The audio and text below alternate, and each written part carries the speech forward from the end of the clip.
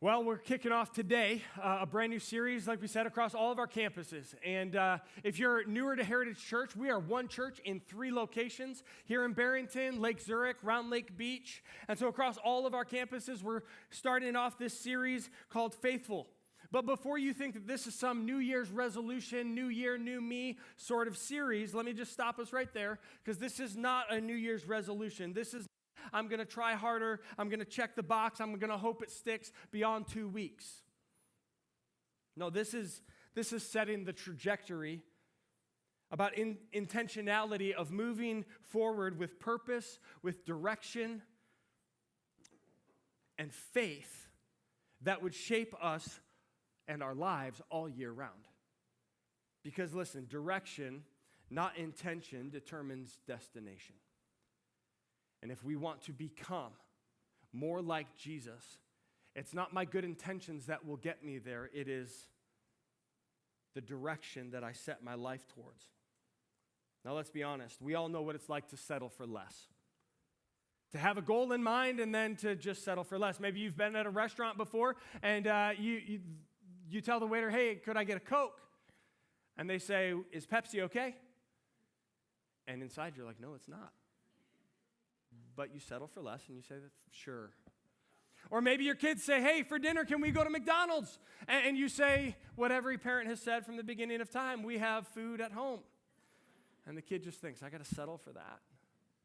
Maybe you feel this at work, within your career, the promotion that never came, or in relationships and dating, and it feels like the grind and hope just is starting to fade, and you start to think, am I just going to have to settle for him? Ladies, do not look at your husbands right now. And for all the singles in the room, for all the young adults,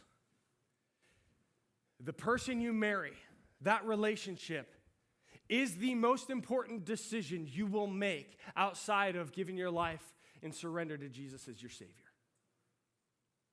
Don't settle. Now, have realistic expectations. Prince Charming doesn't exist, okay? But don't settle for less. If you haven't found the guy that you believe that God has for you, guys, if you haven't found the girl that you believe God has for you, wait. Be patient. Focus on becoming the person that the person you're looking for is looking for. Allow God to do a transforming work in you to become more who He has called you to be, and wait patiently for Him to bring your future spouse along. That doesn't have much of anything to do with our message today. But here's the thing. God didn't design you to settle. He designed you for life to the full. John 10:10 says that the enemy comes to steal, kill, and destroy. Jesus said, I came that you would have life and have it abundantly, have it to the full. And this year, we're going to do more than just float through life. We're going to show up. We're going to set up camp. We're going to dwell in faithfulness. This is our word for the year for Heritage Church for 2026. The word is faithful. Not perfect, not flawless, but faithful. And this is what we see in our anchor passage for this series and for the year. Psalm 37, verse 3 says it like this. Trust in the Lord and do good. Now you got to understand, you can't or you don't want to get these two things flipped. It starts with trusting in the Lord, faithfulness to the Lord. Then the good works flow out of that. It is not I do good works so that the Lord will love me. No, I start with faithfulness and trust in God. And an outpouring of my life becomes the good works that He created for me from the beginning of time. It is the response of my life to do good works based out of the core trust and faith that I have in God. Then he says, dwell in the land and befriend faithfulness. Delight yourself in the Lord, and He will give you the desires of your heart. I can't wait till we preach that, because it is one of the most taken out of context verses ever taught on in the Bible. We're not touching it today. Delight yourself in the Lord, and He will give you the desires of your heart is not some genie in a bottle kind of God prayer that we pray. We'll get to that at some point this year, but today, when that phrase, dwell in the land, it simply means to settle in. Not settle for less, but to settle in, to put roots down, to stop drifting and be anchored in one place. See, this year we're not looking to visit faith. We're not gonna rent faith on Sundays when we walk in. No. We're setting up camp here. We're putting some stakes in the ground. Because listen, autopilot faith never leads or never produces a faithful life. Autopilot faith never produces a faithful life. And here, let me tell you what I'm talking about. Over Christmas break, our family had the opportunity to get away, to build some memories, to get some sun. And so we flew out on Christmas Day, and on Christmas afternoon, I'm in the airport getting our rental car, and the rental company says, I'm so sorry, we messed up your rental. We don't have a minivan for you. And before I lost my mind, I just said, what do you have for me? And they said, well, we have a Ford Expedition. And I paused for a second. I was like, is that the big one or the little Escape is the little one? Yeah, that sounds great. I think that's the big one. I think we'll be good with that. And my wife, she's amazing. I love her so much. That's why I married her. She's so practical. And she says, but hold on. What's the gas mileage on that thing? I was like, don't worry about it. It's bigger. It's going to be more comfortable. It's going to be good. And she said, we got a lot of driving to do. What's the gas mileage? Because the van's going to have better gas mileage than this massive SUV. And the lady behind the desk says, how about this? How about I just credit you a tank of gas? You just return the car on empty. And I was like, sold, let's go, get in the car, and we're off. And I'm on the highway, and our cars they're great. I love our cars that we have here, but they're not new. And there's some new technology in some vehicles. Some of y'all know what I'm talking about. This car, I learned really quick how to make it drive itself. And I'm on the highway, and I'm hands-free, and I'm pedals-free, and it is driving, and it is braking when the person in front of me brakes, and I hit the little turn signal, and it changes lanes for me. I'm like, this is great. And it's speeding up, and it's slowing down, and it's keeping me in the lanes. And so I just start looking around and taking in the scenery. I'm like, this is awesome. And then it starts beeping at me. And it's like eyes on the road. I was like, well, that's not as fun. But let's play with this. I put my sunglasses on, and I'm like, can it tell now? And it could. And then I closed my eyes behind my sunglasses, and it could still tell. I don't know what kind of witchcraft is in these vehicles, but it was fun. And my kids kept yelling at me like, Dad, eyes on the road. I was like, the car's already telling me to do this. I'm just having fun. I could relax and sit back. It was fantastic. The problem was, the car kept beeping at me to keep my eyes on the road. Helpful for a guy with ADD like me. I could relax, but listen, I couldn't disengage. And here's the deal. That's what worship tends to be for many of us. Minimal engagement, low expectation, not fully present. And I know it's true because it's true of me. And if it's true of your pastor, then I know at some point it's true of all of us. And just like that car, God tends to beep at us every once in a while. Hey, pay attention. Hey, I've got something for you. Be intentional. Make the choice. Because autopilot faith never produces a faithful life.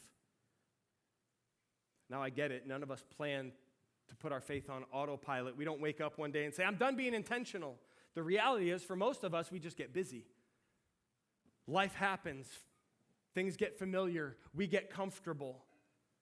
We still come to church. We still sing songs. We stand when everyone stands. We sit when they sit. But somewhere along the line, we hit spiritual cruise control. And then we wonder why worship feels so flat. Why my faith feels so dry. Why God feels so distant. And the truth is, most people don't walk away from God. We just slowly settle and drift. But God did not save us for autopilot faith. He saved us for purpose. And so over the next few weeks, we're going to be talking about intentional practices that anchor a faithful life.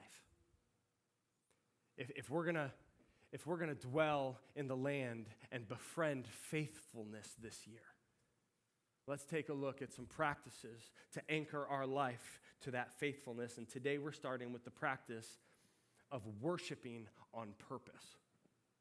Worshiping on purpose. But I'm not talking about style of worship. I'm not talking about your preference on worship. I'm not talking about worship that we come to attend.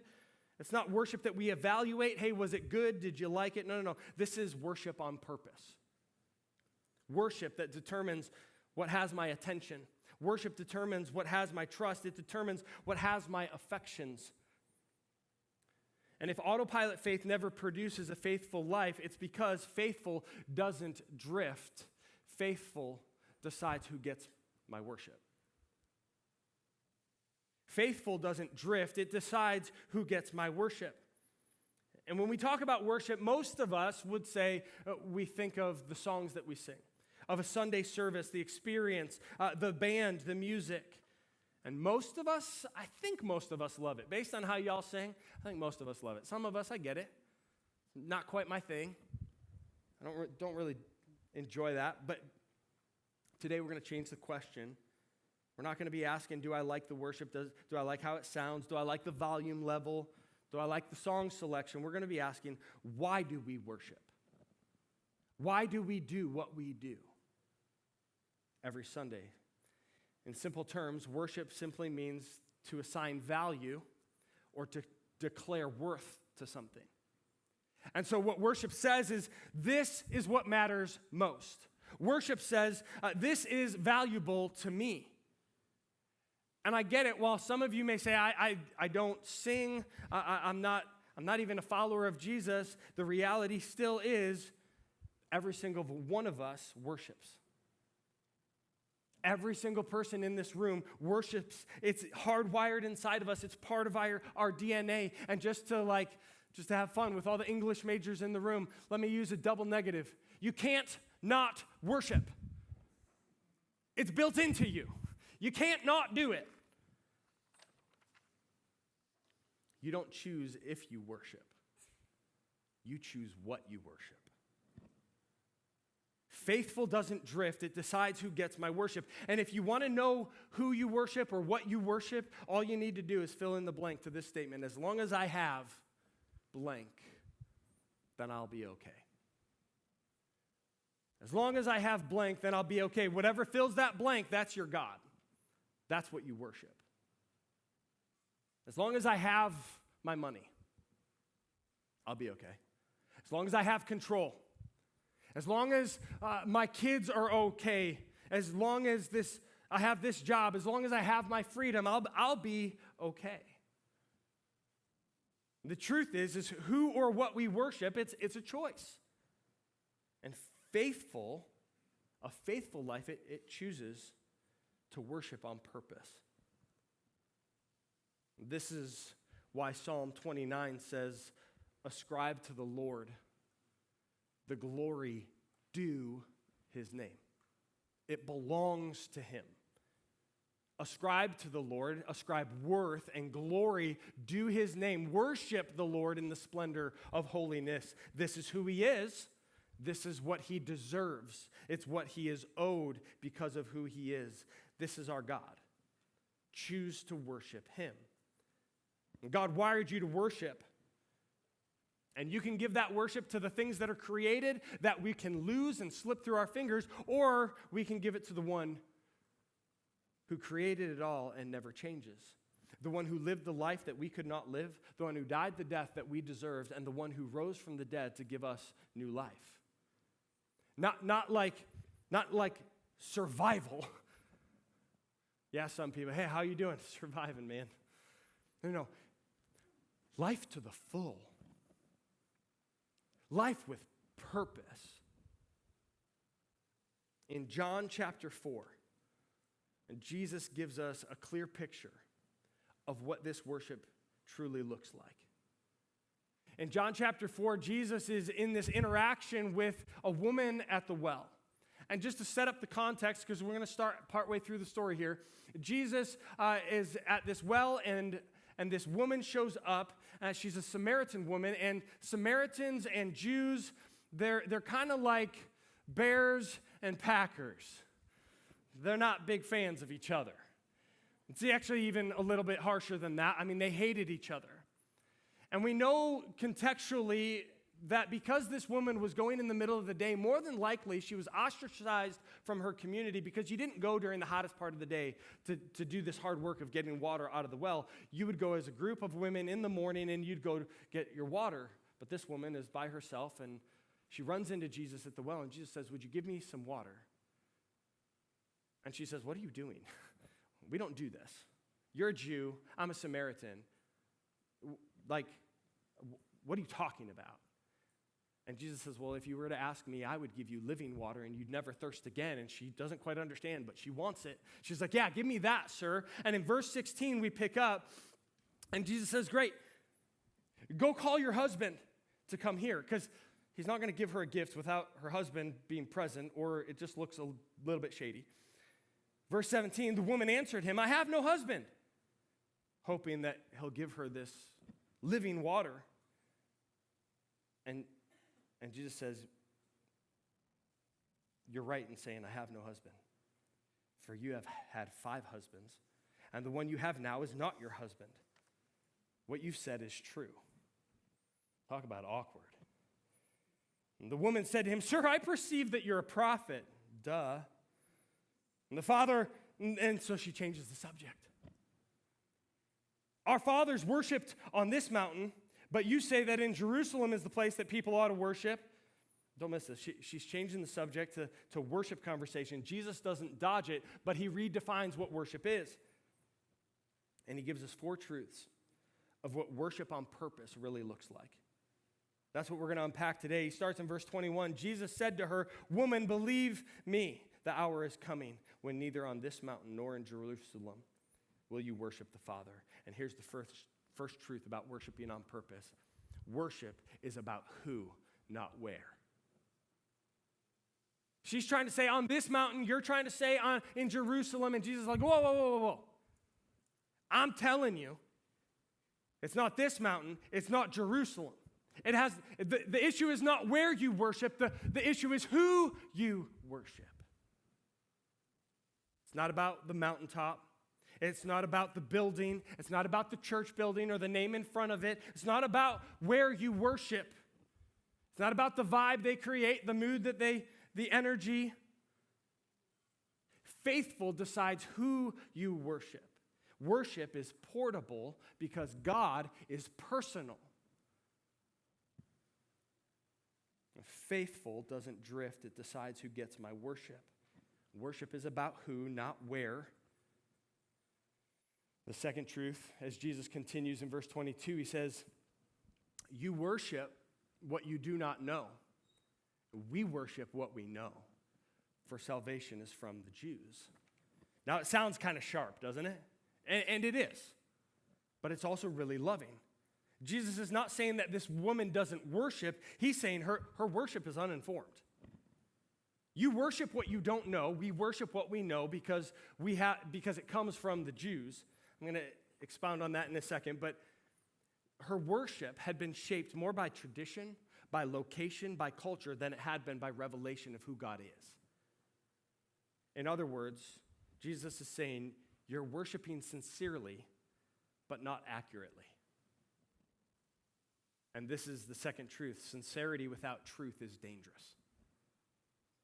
Sincerity without truth is dangerous. Sincerity alone is not enough because you can be deeply spiritual, deeply sincere, and deeply wrong. It's why autopilot faith is so dangerous. Autopilot faith never produces a faithful life because it keeps us in activity without being anchored. Remember at the beginning in Psalm 37, trust in the Lord and do good. Those who are sincere, they do good without trust in the Lord. They do maybe good things, right things, but without the right motivation, without the proper anchor. It's not in truth. And when Jesus says we worship what we know, he's not talking about knowing church stuff. He's talking about knowing the one true God, the one who created everything. And to know God means to have a relationship with him. Not to know about him, but to have, it means intimacy with the one God who has revealed himself. And it becomes an invitation to respond to that knowing.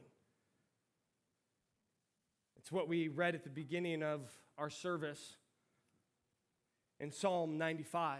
It calls us to worship. Oh, come. Let us sing to the Lord. Let us make a joyful noise to the rock of our salvation. Let us come into his presence with thanksgiving. Let us make a joyful noise to him with songs of praise. Why do we do what we do here on Sundays? Why do we come in and sing the songs that we sing the way that we sing them? It's because of this right here. Sing to the Lord, make a joyful noise, give thanks to him.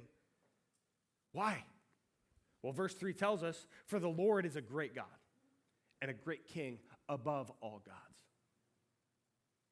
Listen, you can be very sincere, but you can be sincerely wrong.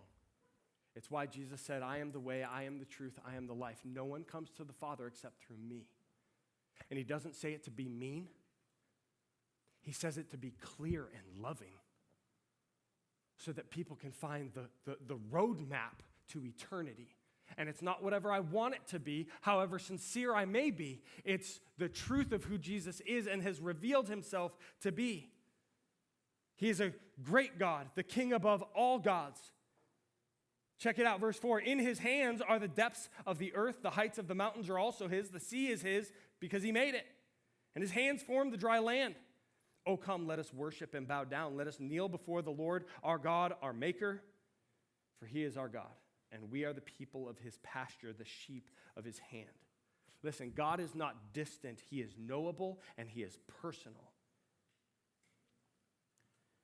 And you can only worship a God that has made himself known. And so when Jesus says salvation is from the Jews, while it may sound odd to our modern ears, what he's saying is that true worship, authentic worship, it is rooted in God's story. It is revealed through his people, and it is fulfilled in his Son, Jesus Christ. Worship doesn't start with what feels right to us. It starts with what God has made known about himself. And this is why we don't just sing about God.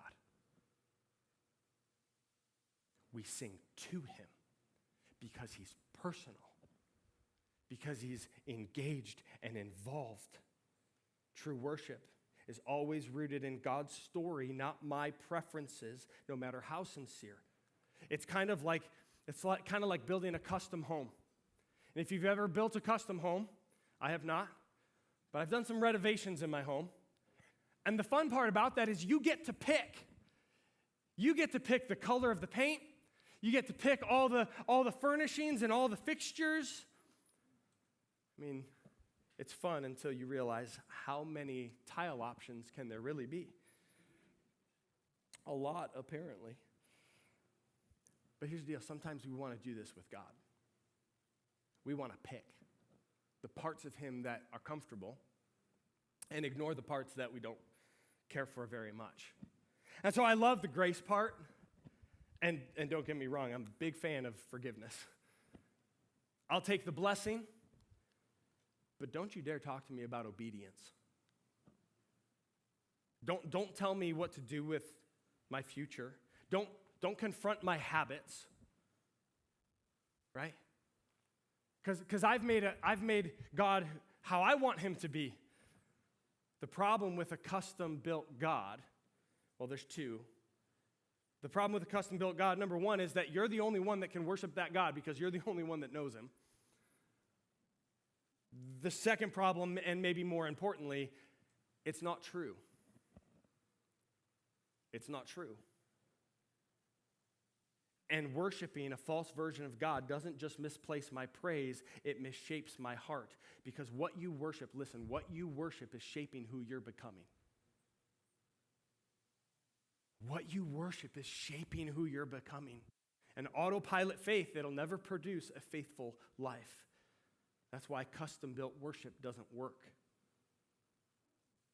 Sincere worship without truth always drifts towards what's comfortable and controllable. But faithful worship doesn't drift. It decides to worship the God who has revealed himself the way he is, not the God we've imagined him to be. Here's the next truth that Jesus gives us as he continues in verse 23. He says, but the hour is coming, and it's now here. when the true worshiper, not the sincere worshiper, the true worshiper, will worship the Father in spirit and truth. For the Father is seeking such people to worship him. Time is coming, and it's here right now. This should stop us in our tracks because God's not impressed with our church attendance. He wants our whole heart engagement. He wants all of you for all of him. See, the truth is that God seeks genuine worshipers. Remember that adaptive cruise control I mentioned? You know, the car could drive itself, but if I took my eyes off the road too long, it would beep at me. God's grace is a gift freely given, and it's amazing. But he still calls me to be engaged. He still calls me to pay attention, to participate in the work that he's established for his kingdom to advance. Not autopilot faith. Genuine worshipers that worship on purpose. So what is it that gets in the way of you worshiping on purpose? What is it that gets in the way of us coming ready, expectant, prepared to worship on a Sunday or any day? Let me give us quickly three roadblocks that get in the way of us worshiping on purpose. The first one is a wrong focus. It's a wrong focus. I'm focused on my circumstances instead of the surpassing greatness of God. It's really hard to worship God when I'm so focused on the thing that's right in front of me, instead of the God of the universe who's in control of it all. See, what we focus on before we arrive here shapes the worship when we get here. If you're anything like our family, most Sundays are pretty chaotic. I don't get to experience it a whole lot because I'm kind of already here. But my wife gets to get the kids up and out of bed and dressed and in the car. And if you've got younger ones, you know what that's like. Or if you have a husband, maybe. Getting them dressed, getting them woken up, getting them out the door, and getting them here, it can be crazy. It can be chaotic, tense in the drive over. And if we're honest, we're not preparing for worship. We're preparing to not lose our ever-loving minds at our spouse or our kids or in front of our church, right? Because somewhere along the line, someone told us that when you get to church, you have to look perfect. By the way, that's not this church, okay? You just come just as you are. Because everybody's welcome. Nobody's perfect. But we do believe that with God, anything's possible. He's doing a work here. He wants to do a work in you. And so we walk in late, we smile, we sit wherever there's space, which, by the way, for those of you making the missional shift to second service, thank you for doing that. First service had a little bit more room and a lot of guests. And today, first day of kids programming at both of our services. It's really exciting. And so we get here, and we're just kind of all shaken up from the week and from the morning and just getting here, and we just at some point just think to ourselves, God should just be happy I made it, right? I'm here. And then throughout the morning, we're distracted, and we're thinking about the game, What time are the Bears playing next week? And I got some projects to do at home, and is this pastor done yet? This message seems to be going a little long. Buddy, I got things to do today. I'm not even close to done, so just buckle up, all right? I'm kidding. I'm kind of almost done. Listen, that's not rebellion. That's distraction. It's not rebellion. It's not your heart to not want to engage with God. It's just you're distracted by so many other things. You can't engage with him. God actually speaks straight at this in Isaiah 1. He says, when you come to appear before me to worship, who is required of you this trampling of my courts, this disrespect and lack of reverence? Listen, God isn't after half-hearted attendance. He wants wholehearted engagement because autopilot faith never produces a faithful life. And so we get a wrong focus. Here's the second one, selfish living. It becomes a roadblock to intentional, genuine worship. Selfish living, it's when convenience outranks obedience. And God begins to fit around my life instead of reordering my life. Theologian A.W. Tozer said it like this: if your life does not worship God, your lips do not worship God either. And it stings because it's true. Selfish living doesn't reject God, it just only makes room for him when it's convenient for me.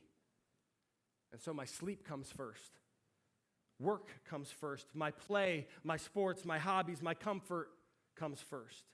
And so prayer kind of gets the leftovers. Scripture gets squeezed out. Confession gets postponed. Even church becomes optional. Not something that we come with hunger and expectancy, but something we attend as long as my schedule allows. And slowly, without realizing it, worship moves from the center to the margins of my life. And listen, autopilot faith, it never produces a faithful life. Because faithful doesn't drift, it decides who gets my worship. The third roadblock to worshiping on purpose is unconfessed sin. This is the prideful heart of a person that says, you know what I'm doing is, it's not a big deal. It's okay. But Isaiah warns us in Isaiah 12, when you spread out your hands in worship, I will hide my eyes from you.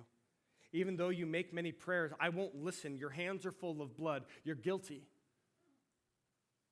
And you've refused to come to me. The truth is unconfessed sin. It blocks my worship, dulls my hunger, clogs my connection with God. It doesn't stop God, it stops me.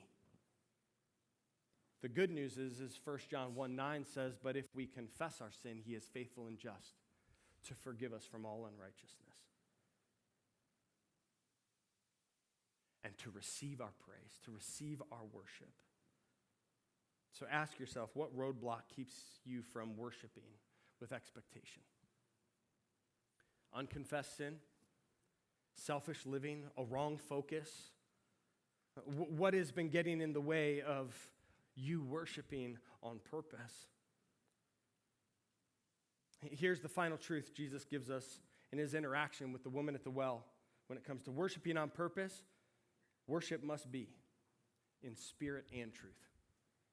Verse 24, God is spirit, and those who worship him must worship in spirit and truth. Jesus is saying it requires both. The spirit meaning worship from my heart, not just my lips. Worship from the depths of who I am, that God is spirit, and he has created me with the spirit, and that my spirit engages and interacts with his spirit. And truth means worshiping God for who he actually is, not the version we prefer. And Jesus said it like this in Matthew 15. These people honor me with their lips, but their hearts are far from me. Don't miss this. Worship in spirit and truth. It does not make God more present. It makes us more aware of the God who already is. And truth keeps worship anchored to who God has revealed himself to be, not who we wish him to be. He is the God who spoke the universe into existence. He's the same God who wants a real, intimate relationship with you. Faithful worship decides what gets my attention. Faithful worship decides what has my affection and my surrender. Are you worshiping on purpose, or are you on autopilot? Are you faithful, or has it just become familiar? I show up, I sit, I grab a donut, some coffee. Listen, all those things are great, but are you engaging, or are you just consuming? Is your worship intentional, or has it become accidental? Faithful doesn't drift. It decides who gets my worship. And as we close today, I want to give us 3 decisions to make. Decisions that will help you stop drifting, decisions that will help you dwell in the land and befriend faithfulness in worshiping on purpose this year. This isn't feelings, this isn't good intentions. This is a decision to break through the roadblocks.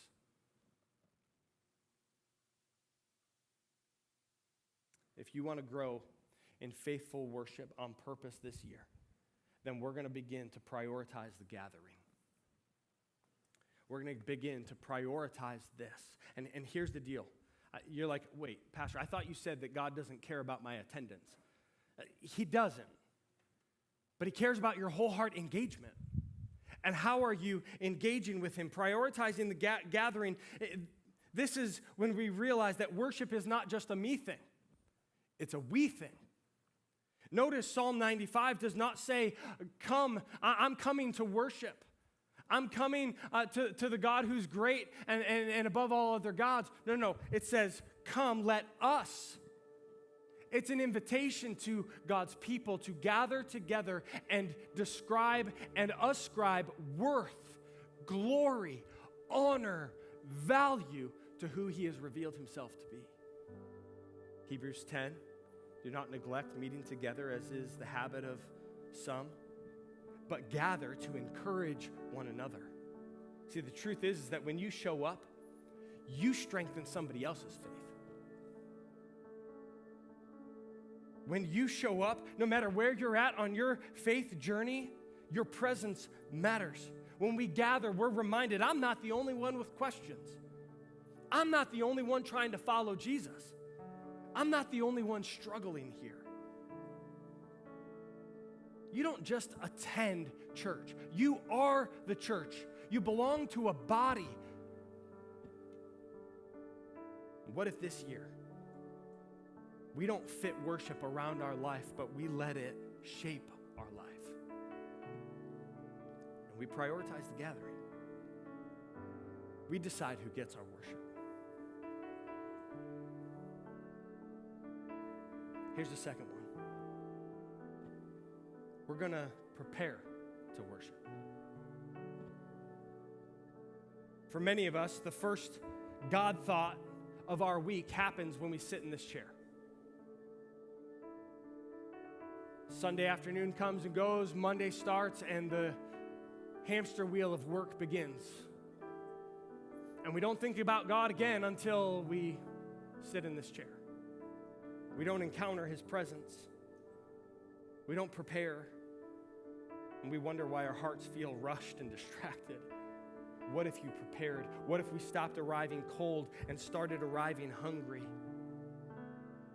Maybe for you that's arriving early and just preparing your heart. Maybe it's praying in the car, putting on a worship song. Maybe it's just the prioritizing the gathering, like I'm here, and I'm here on purpose. Maybe it's whispering a simple prayer before you walk in and saying, God, prepare my heart to receive whatever it is you have for me today. Just an intentional posture of preparation to come into God's presence together. Don't wait until the moment. Anticipate the meeting. You'll be amazed how preparing changes your participation. Because autopilot faith doesn't produce a faithful life. And here's the final decision we can make if we're going to grow in faithful worship this year. We're going to expect his presence. We're going to expect his presence. Like I started the service with, God is here right now. He's with you. He's with us.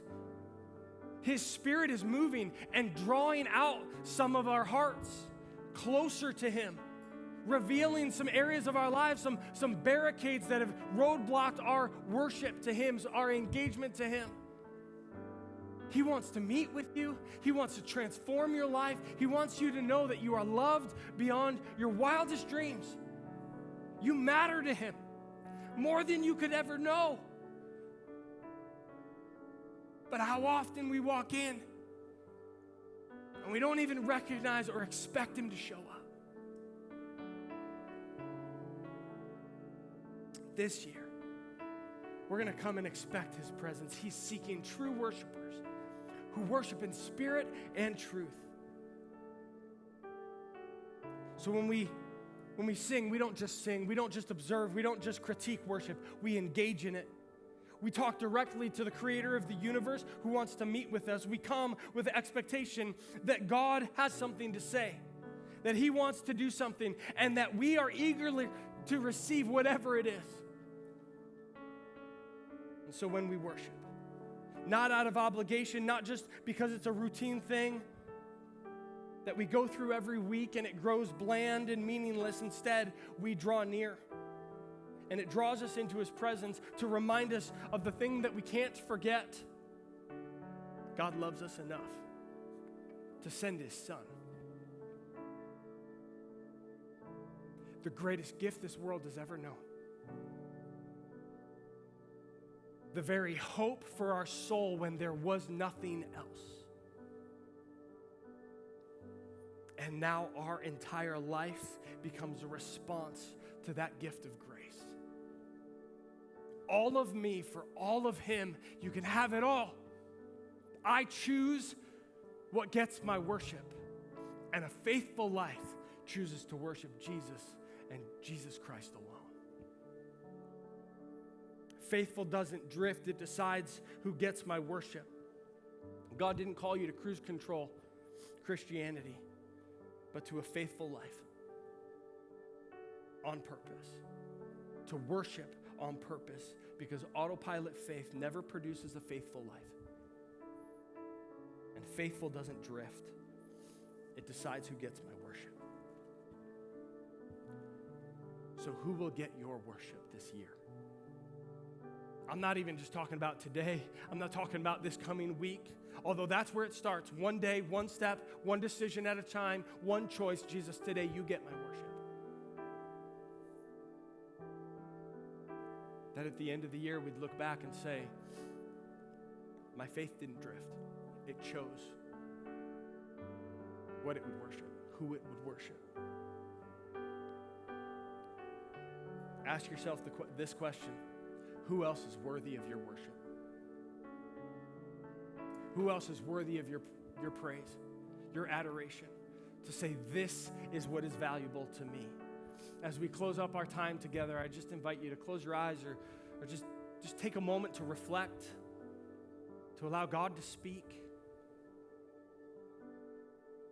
allow him to reaffirm, to challenge the corners of your heart that maybe have been blocked, that have maybe been on autopilot, and he's just, hey, pay attention. I've got something more for you.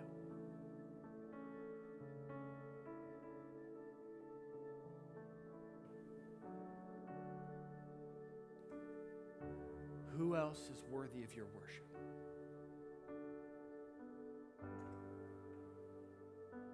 You were made to worship. You get to choose.